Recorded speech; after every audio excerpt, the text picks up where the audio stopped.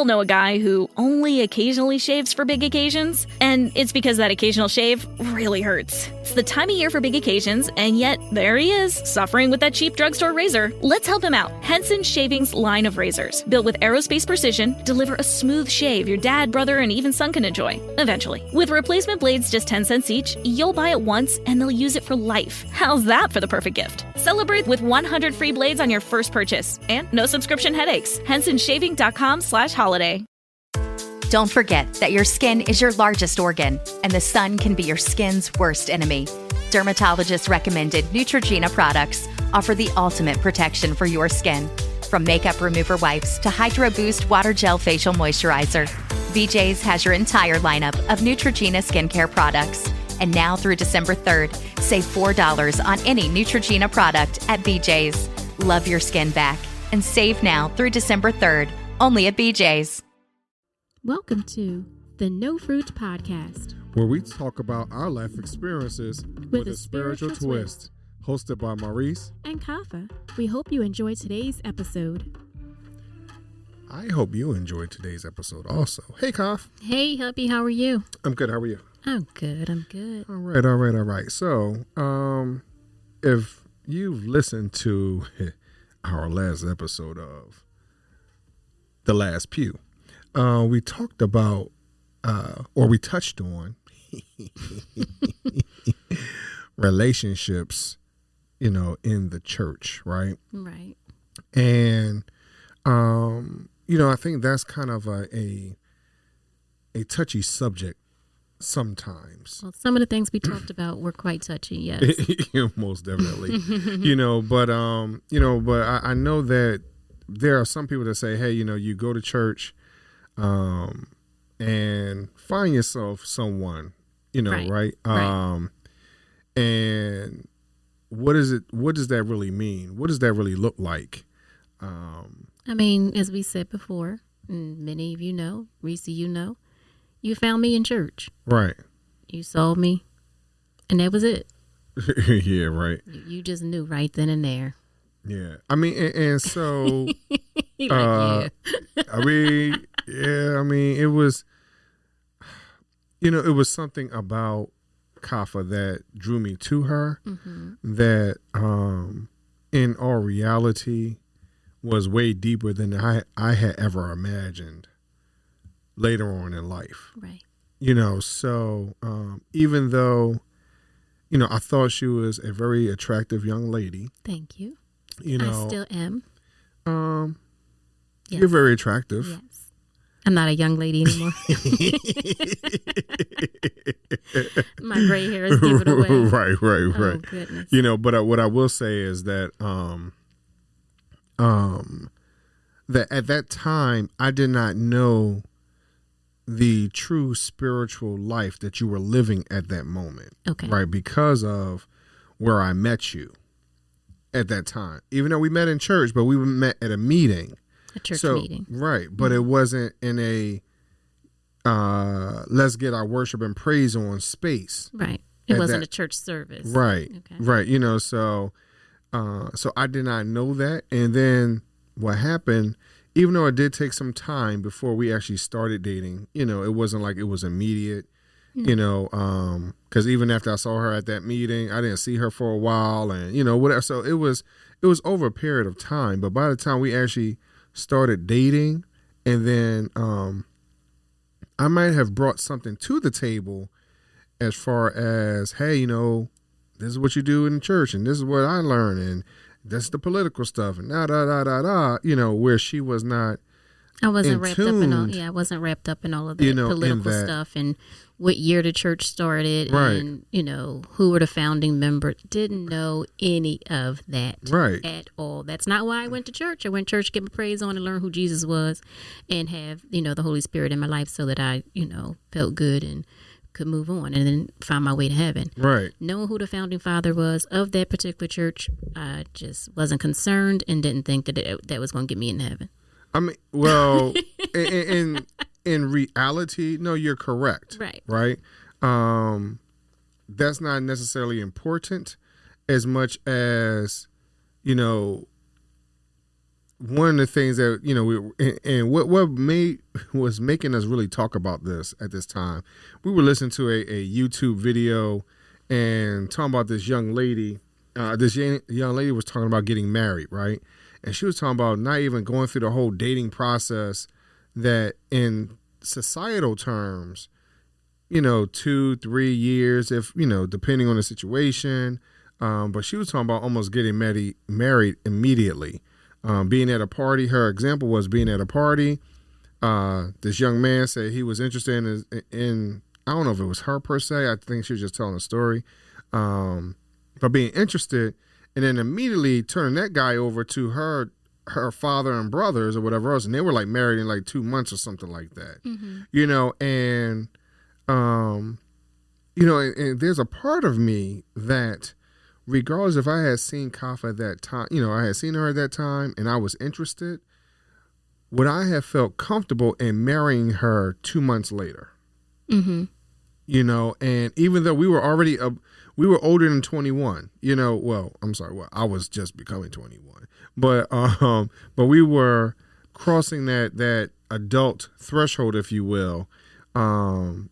Would I have been ready to experience marriage at that time? I mean, and then we started looking up some scriptures about this. Do not be unequally yoked with non-believers. Be in 2 Corinthians. Well, we answered that question, right? Technically, quote unquote, we weren't unbelievers. For ourselves. I mean, we were not like that young lady that you're speaking of. We did date. We courted for a few years. So I think we dated for a while, and then I think we kind of made that announcement and knew that, hey, we're going to be together. So we had that next step of going steady, or however you want to put it, courting, going steady, being one another's intendant, right? So as your pastor said, yes, as my pastor at that particular time said, right. So, so we went through that process, right, of dating and getting to know each other, of talking and worshiping together in church and going out to eat and just being young and, free, I guess, if you want to put it that way. But that's what we did. And then years later, we got serious and got married. Right. So I guess the question really is, like, I know people have said, well, how do you know that that's the right person? And Maurice and I have, we have lots of friends who have not gotten married, that are well in their 30s, 40s, and have never been married. Some of them have the desire and some of them kind of don't. And the question, I guess, they get, like, how do you know that that's the right person? Like, how do you know they're not going to be crazy? How do you know that it's going to work out? That type of a thing. And for me, it was just, I knew that I knew. And Maurice was a person So you knew up front that I wasn't crazy? Oh, no, I thought you was crazy.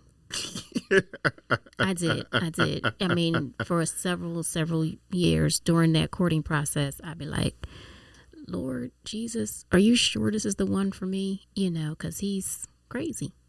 But there still was a point through all of that craziness that I still wanted to be around you. Right. Well, it just showed that you was crazy too. Yeah, crazy to deal with your craziness. No.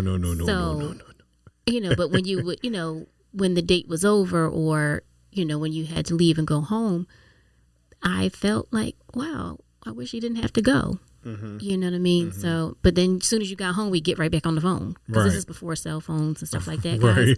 So it wasn't like he could call me on his way home or anything like that. So once he got home and got settled, I had to wait until all of that, and then he would call me, and then we'd talk until the wee hours of the morning. And then it wasn't like it was already the hours of the morning when I left. So, and then, we would go to work and do what we have to do, and then meet up again, and then do that whole process, all over again. Right. So I think after a while of doing that back to back, it was just like, wow, I really would like to spend even more time with this person. And it, it wasn't always, a physical thing. So Right. it wasn't like, hey, I'm trying to hug and cuddle and, smooch and kiss and all that kind of stuff. It was, the conversations. It was laughing. It was, as Marie said, he's opening my eyes to other parts of life. And likewise with myself, because, again, I wasn't focused on the political side of church. I was looking at other things. So he was able to experience other things. And listen, and while we're on that, you're talking about me opening your eyes about the political stuff, the workings of the church, if you will, Right. The structure of the church, if you will, for what I had learned at that time. But at the same time, see, this is where the mindset of, being unequally yoked, right? So Kafa had come to me, it was one night I was struggling with something, and spiritually, I think before you can go there, I think while we were dating, we would pray together. Yes. Again, we worshiped in church together. We sang on the same choir, things like that. So sometimes, after a worship service is intense, you come home, after getting something to eat or whatever, and we're still hanging out, you can still see that something's not all the way right. You still need to pray a little bit more, whatever it might be. So we would pray, you know what I mean? We would just look at each other's eyes hey, we just need to pray. Right. So Maurice, you can continue with your story. I just wanted to kind of set the atmosphere. Right. So what would happen is that we would sit there together, and one of the things that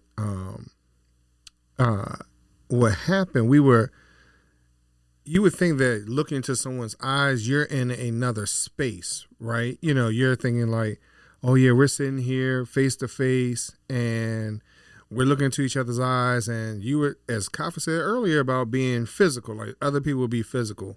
No, Kafa would be, Maurice, you could touch yourself to heal your body, from a spiritual perspective, and it wasn't anything in that sexual realm. Yeah, you said touch yourself, my mom. No. I said that. No, I said that way so people would understand there was on a whole nother level. Right.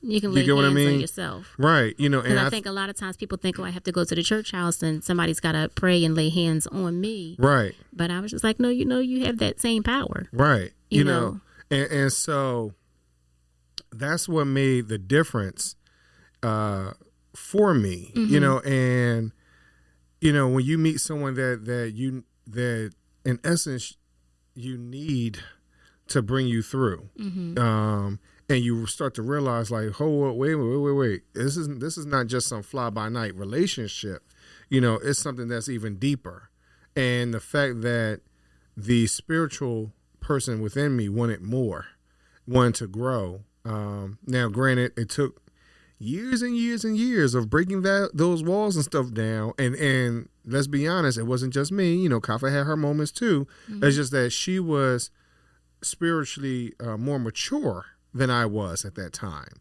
Now, let's understand too, she is a little tad bit older than me too. That's right. So her experiences were different also. Respect your elders. Oh my gosh. Oh my gosh. But because of our age difference, and it's not that great in the grand scheme of things, but if we were at another place, she could have been arrested because of whatever.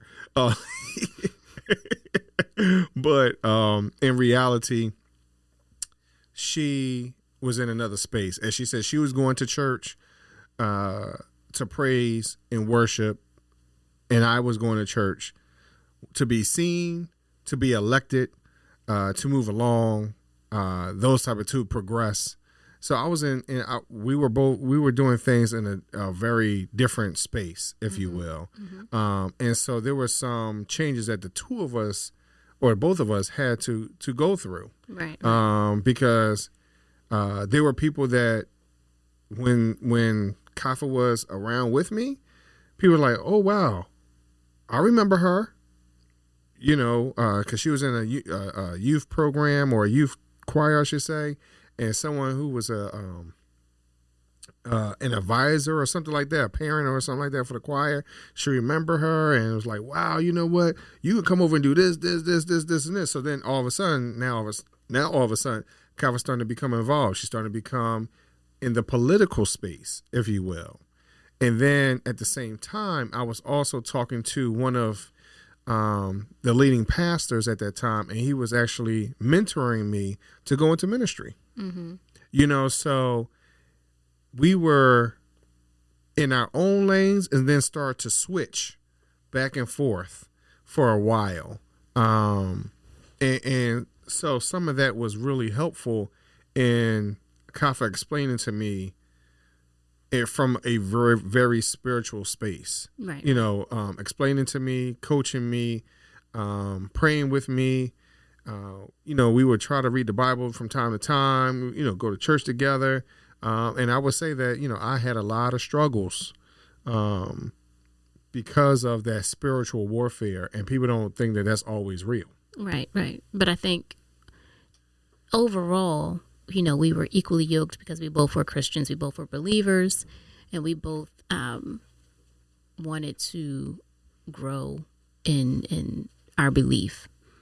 So I think that part was a checkbox, as they say. You know, what are the things that you have to have a good relationship and you know, a good marriage?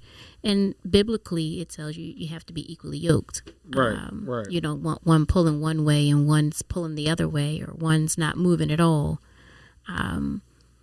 So just to be equally yoked in that regard. And a lot of people don't understand that, you know, because they don't know what yoking is and or what a yoke is. So, you know, that's for those farmers or things like that on the No Fruit podcast might understand it. Right. But so you guys look that up and figure out what a yoke is and why you shouldn't be unequally yoked. Because it could be painful. Right. You know, really, when you think about it, you know, that's painful to be unequally yoked as an animal or whatever, you know, to be plowing and moving things around, and you know, your partner is not trying to do what you need to do, right? You know, or you're not trying to do what your partner wants to do, right? And you're pulling one way and they're pulling like that pulls on you because the yoke begins to tug into your neck, you know, your shoulders, all that kind of stuff. So yeah, and it should be equally yoked. But I guess some of the other things, like as we talked about in other podcast episodes, people dating people that they shouldn't be dating, and so forth and so on. And as you said, this young lady said on the video that we had watched, should you get married right away? Like, if you think that's who it is, you know, how long should you date? Like, when is dating too long? Like, if you've been dating for 15 years, is that wrong? Is that too long? I mean, and I think it kind of goes to, you know, as you say, I gave you an ultimatum.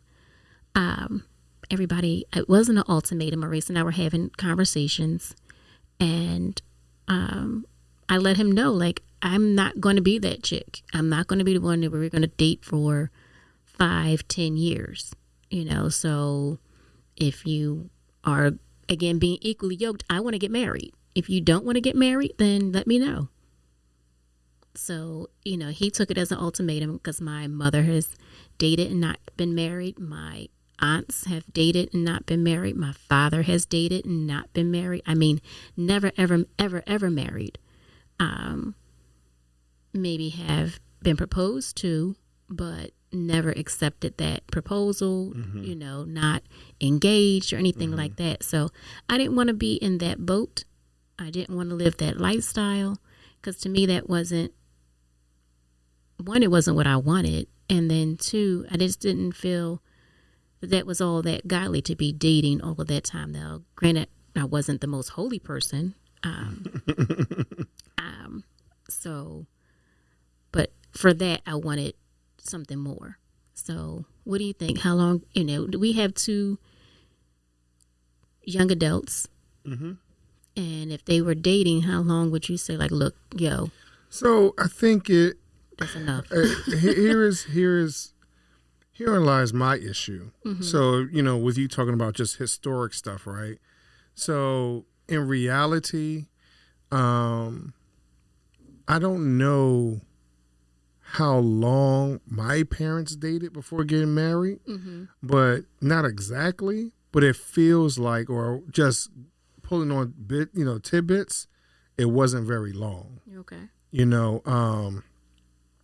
And you say not very long, you mean a couple I would of months? say it almost feels like it was less than a year. Okay. It felt like it was less than a year. Now I can confirm that, and now I'm saying it out loud. I might need to go confirm that.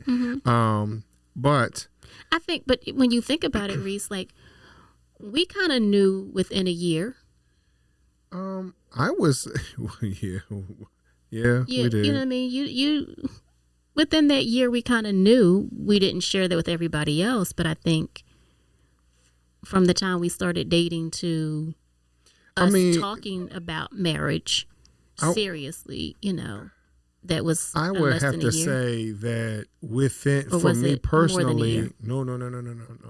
no, personally, it probably was about a good, I'll put it like this. Once we decided to say, hey, we are a couple, quote unquote, in our mind, even though we didn't want to put a label on it like that, but in our mind, we're saying, hey, we're committed to one another. I would say it was only like 2 or 3 months into that. And keeping in mind, we were only talking on the phone maybe a month and a half prior to that, if you will. So most definitely within a year's time, most definitely, maybe even within a 7-month period, we knew where we were going. Now, was I mature enough spiritually to handle that? Because there was a lot of spiritual struggles after that. I mean, most and definitely. again, like you said, hey, you were just becoming 21. Right. So, were you even there? And all of the other parts that come with being head of household, being head of a family, all of those things. Were you ready for that? Right. As well. So, no, maybe not. Right. I mean, so Kafa, I put it like this, but granted some grace. But the reality is that, here we are 24, almost 25 years later together. So I think that's something to consider, that, hey, a quarter of a century later, we're together. Right. And here, and here's what the byproduct has been of, us attending churches, us going through ministry, being licensed to preach, different jobs, to starting, a couple of businesses and raising 2 kids, various homes and vehicles and trips, and I'm saying all that to say that through all of that, what's really kept us in that was our prayer life. Our desire to read the scripture, to our keeping God first. And I could say, what, like you said, what kept our relationship, or what keeps our relationship whenever we have a stumbling block, whenever things get hard for us as a couple, us as parents, us as individuals. Right.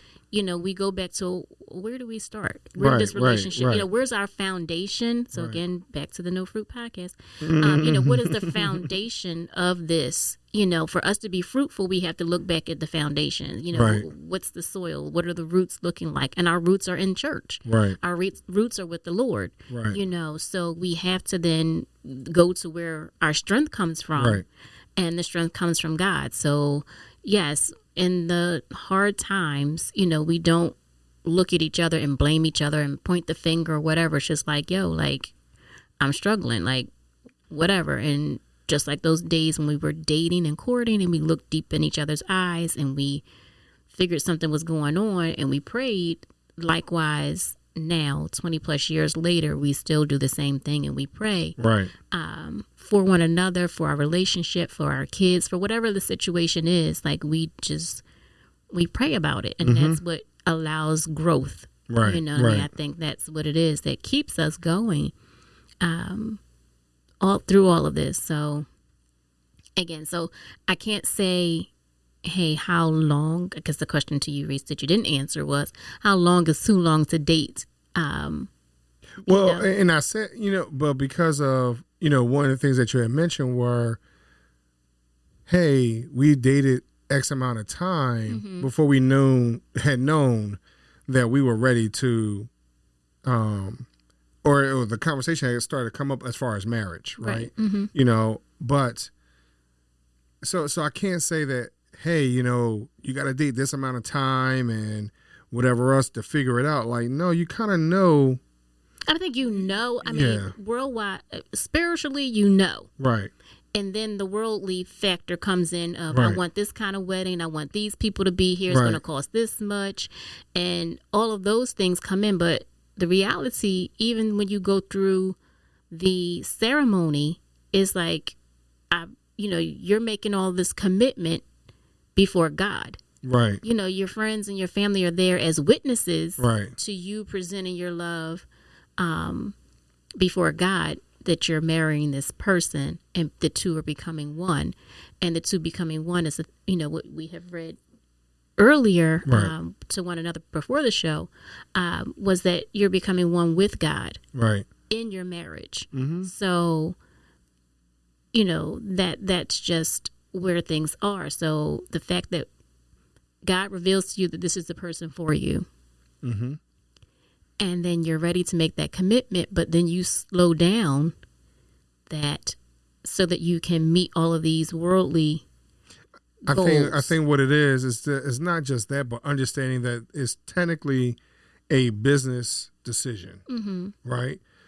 So and business, people might look at it like, it is, here's the worldly part, but it's even a business contract with God. You're making these promises, right? You're saying, hey, I'm going to love, honor, cherish through thick and thin, sickness and in health. As they say, you're saying it to, you're pledging towards God, not just to your spouse, but to God also, in the presence of God. So, that's a lot to take on. And I think people don't understand the emphasis on the godly part. Right. When they say it's a business decision. So I think, again,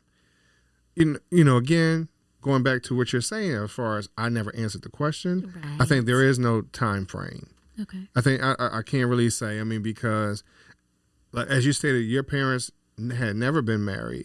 My parents were married, but even in that, do I get the sense that they were not dating or courting long prior to them being married? And then we have some family members that have past tense and will be getting married very shortly, where it's been less than a year, and in this particular video that we had seen earlier, listened to earlier, where the individual seems to like, hey, the older you get, the more you realize, like, there's no time on that. Right. No, you can go ahead and go ahead, if you know what it is. I think some of the things just kind of fall, like, you don't need all of that fluff. If this is what you want to do, then you go ahead and get married. Well, I think when you're younger, you like playing the game, if you will. I mean, it's a party. To chase, whatever. Right. Party. It's the party part of the marriage, of getting married in the wedding. As you get older, then you just. All right, it's the contract. Let's sign this contract. Yeah, we good. It's a different vibe. It's a different vibe.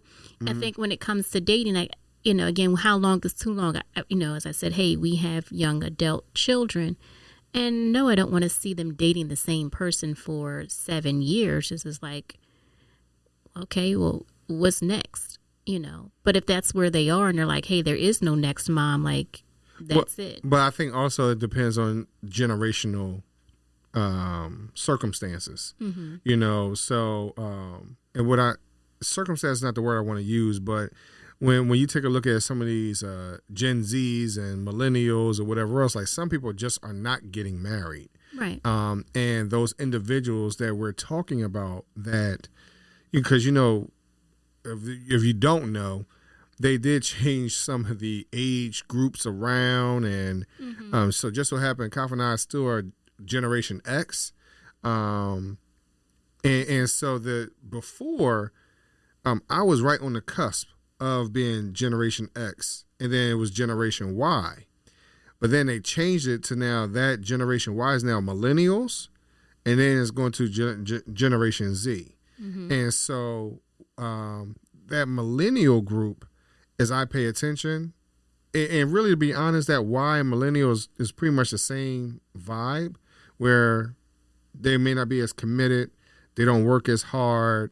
I mean, those are, like you said, they're not committed. Those are the ones that are not married. They don't buy homes. Right. And that's what I mean by commitment. It's a little bit of everything. Not committed to their jobs. Yeah, they hop around from job to job, city to city. Right. All of those things. I can think of about a few of my relatives that's doing that. But because of that, that's why they don't have those long-lasting relationships. And marriage would be one of those things that they're not trying to do. But even so, are they dating any one person for a long time, or are they also then hopping from one person to another person? I mean, I think so. Just I can think of a few that has yet to stay with one person longer than for like 15 minutes. And then I think that the other part is biblically and religiously or relationship wise, when it comes to God, does God really want us to date a whole lot of people? And it may not be at the same time, but we've had relatives that's like, oh, I'm just dating, and they're dating several people at the same time. Like when they say dating, they mean I'm dealing with multiple people. Like I see her or him on Monday, and then I deal with somebody else on Wednesday. Or situational. But I'm saying it's not even like, hey, this is my January through February love, and then I switch to go to somebody else. Like, no, this is all going on at the same time. It's multiple people. Right. So, I mean, if the goal and the focus is to get married or to settle down, then, would that be the focus to think about that? I mean, it's hard because I mean, I understand, like, hey, you can date somebody and then realize, hey, you're not it, and then drop that person. But then when you date somebody and you realize that they are the one, then does that no longer mean you're no longer dating? Well, here's what I've been trying to say, Kyle. No, you can't talk. When you look biblically, how many people had one wife? Right. So. But were they wives or were they concubines? I mean, I guess depending on the translation of things, but go ahead. Right. So, I mean, I hear a lot of people reference that. If I'm going to be a Christian, I got to go by this Bible. Well, if you go by the Bible, this, and this, right? And so they take it very literally. So are you being literal in the sense of, hey, you know what? I'm going to go ahead and have, like you said, a wife and concubines, or, this one wife is not being able to produce, right? So I'll get somebody else so that I can have children. All right, wife, well, let me have your best friend, if you will, or your little sister, so how deep, do you go down this rabbit hole? Because I just feel like you could, it feel like it could go down a rabbit hole from a societal perspective. You get what I mean? Or depending on where you live. I mean, some cultures still allow that to happen. So, and then you can go biblically and look at. Well, that's why I said societal. Right. Yeah. You have Mary and Joseph that were about to be married. Right. You know what I mean? But they were a couple, like they were exclusive, if you will. Yes. The way biblically, the way the story reads is, right. Hey, there was a period of time that you were exclusive before you got married. Right. But it also mentioned, so we are normally we're past our normal time of a show. Oh, but this is good. But but it also mentioned how Joseph did not know his wife. Right. You get what I mean? So, and in that, Because that would have been immoral and would have been ungodly. And then. But see, that's one of the things that right now people are basing things on, of knowing somebody. Right, of knowing someone, and to what extent and experience and so forth and so on. And that's the worldly part, right. Like, hey, you got to know what you're getting yourself into. Right. And by know, for all those who don't understand what the word know means. No. We're going to leave it. Oh.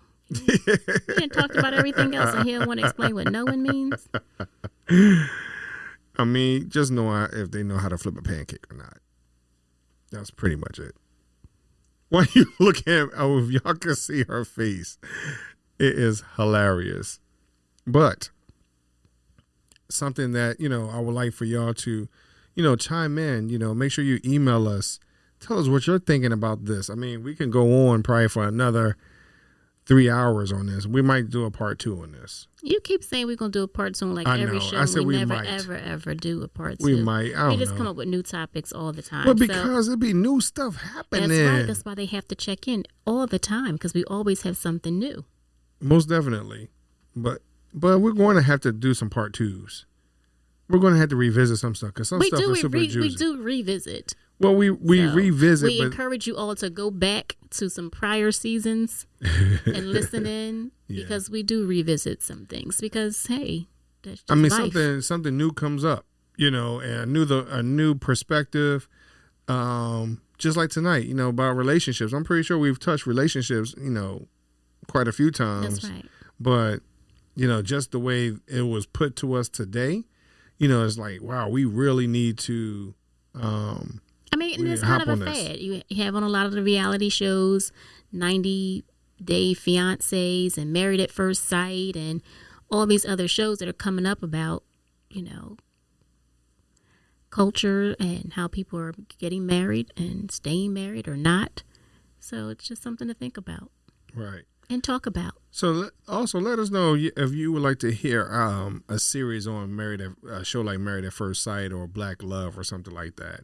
We've been toying around with that idea. Of course, The Last Pew is our version of just pure insanity with church stuff. This one is a little more serious, but we've really been thinking about doing some reviews and analytics and whatever you want to call it for our TV shows, about TV shows. So let us know what y'all think. Thank y'all very much. Hey, Kafa, what do we want them to do? Maurice, we want everyone to stay fit with Facebook, Instagram, and Twitter. Follow, share, comment, and subscribe to the No Fruit Podcast. Continue to listen to us on your favorite podcast channels. And look for new episodes every Thursday. We thank y'all very much for listening to us. May God bless you all. Peace.